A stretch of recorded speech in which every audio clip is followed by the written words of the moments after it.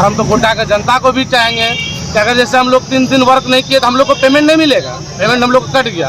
तो आप लोग भी गोड्डा के जनता आवाज़ उठाइए कि अगर 3 दिन सफाई नहीं हुआ है तो 3 दिन का हम टैक्स नहीं देंगे। अगर 10 दिन हड़ताल जाता है 10 दिन का हम टैक्स नहीं देंगे, तो उसी का टैक्स से हम लोग को पेमेंट होता है, लेकिन उसका पैसा ये लोग गलत चीज़ में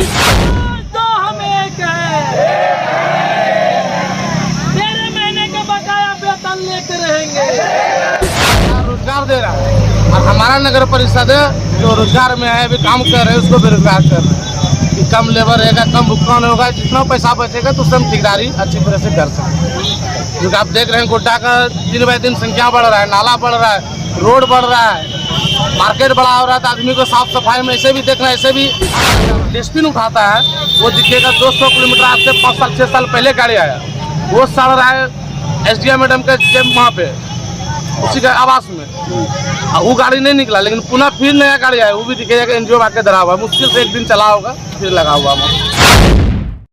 आज फिर क्यों आप लोग को धरना प्रदर्शन पर बैठना पड़ गया? आप लोग मांग है, हम लोग तीसरा दिन है, आज 2 दिन हम लोग पुराना कार्यालय में बैठे और तीसरा दिन यहाँ बैठे हुए हैं। और मेरे नहीं सुना आप लोग 2 दिन में सुन लेगा। वही मुद्दा है हम लोग का जो पहले का मुद्दा है, EPF पे लेके, PF पे लेके, नियमित कर्मचारी का 13 महीना का बकाया, पेंशनर का भी 5 महीना उसको भी भुगतान नहीं हुआ है, 5-6 बिंदु पे लेके हम लोग बैठे हुए हैं। एक हम लोग का है 1 अप्रैल से एक बढ़ती आया था, तो हर एक लेबर को 20 रुपया बढ़ना पर डे।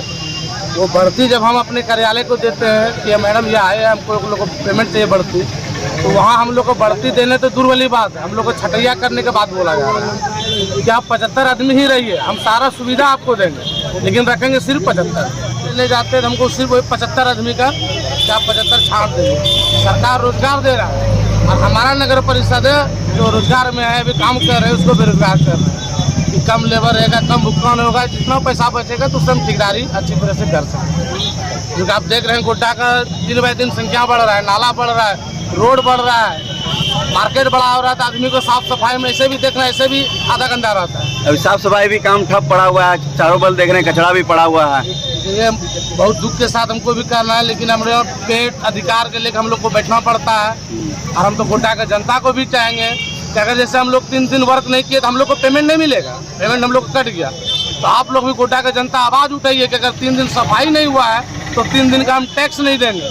अगर 10 दिन हड़ताल जाता है 10 दिन का हम टैक्स नहीं देंगे, तो उसी का टैक्स से हम लोग को पेमेंट होता है, लेकिन उसका पैसा ये लोग गलत चीज़ में यूज़ करते हैं। ऐसा अभी तक कुछ नहीं मिला। आप देखिएगा ऋतुराज के रीजन के ही एक बोर्ड से पारित होता है, जो ज़रूरत वाला सफाई का सामान हो, जैसे हम लोग को भी कुछ मिलना था, चापाकल का सारा सामान आ गया, आया या नहीं आया तो सिर्फ आया सफाई कर्मचारी लेने। आप देखते होंगे अभी मेन नाला सफाई हो रहा है, किसी के पास जूता नहीं है, ना ही किट का व्यवस्था दिया गया है।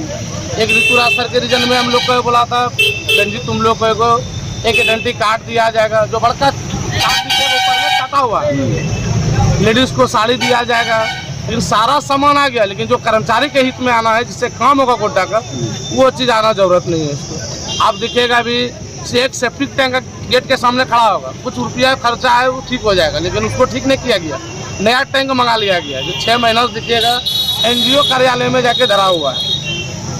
ये गाड़ी आप जो डस्टबिन उठाता है वो दिखिएगा 200 किलोमीटर आज से 5 साल 6 साल पहले गाड़ी आया, वो सड़ रहा है SDM मैडम के वहाँ पे उसी के आवास में, वो गाड़ी नहीं निकला, लेकिन पुनः फिर नया गाड़ी आया, वो भी दिखेगा कि NGO आके धरा हुआ, मुश्किल से 1 दिन चला होगा फिर लगा हुआ। और हम लोग को लेके बोलेगा पैसा कहाँ से दे पाएंगे?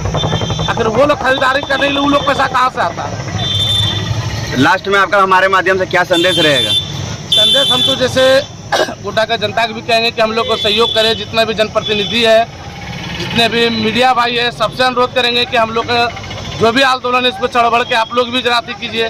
जिस चीज़ के लिए हम बता रहे हैं, बाई चांस हम झूठ बोलते हो कि हम लोग को मिल गया है, तो ये चीज़ ऑफिस से भी पूछा जाए कि सही बात है, अगर 20 सामान का पास हुआ था तो 18 सामान आ गए तो 2 सामान कहे ना आया? कुछ तो हमको ऐसा पता है कि उसका बिल भी निकल गया है, इसका पूरा डिटेल्स नहीं सुनते बिल निकल गया, हम लोग को आज तक कुछ नहीं मिला है। 18 सामान खरीदने के लिए उसके पास पैसा हो गया, लेकिन 2 सामान जो सफाई में सबसे ज़्यादा ज़रूरत की चीज़ है उसके लिए उसके पास ना पैसा है न खरीद के देना चाहता है, जो खाली पैर लेबर को काम करने के लिए मजबूर होना पड़ता है। कैसे आप लोगों को पेमेंट नहीं मिलता, घर वर कैसे चलता है? बहुत अभी क्या बोला ऐसा कठिनाई है। आप देख लीजिए नियमित कर्मचारी जो 13 महीना से है, अधिकतर देखिए उसमें बीमार ही आदमी है। सबसे पहला खाना तो दूर जो कि आधा जनता आधा तो दवाई ही चाहिए, दवाई सबसे पहला चीज़ है। पेंशनर को देख लीजिए कि आपके सामने बैठा 2-4 ऐसा है कि दवा के बिना वो जिंदा नहीं रह सकता है।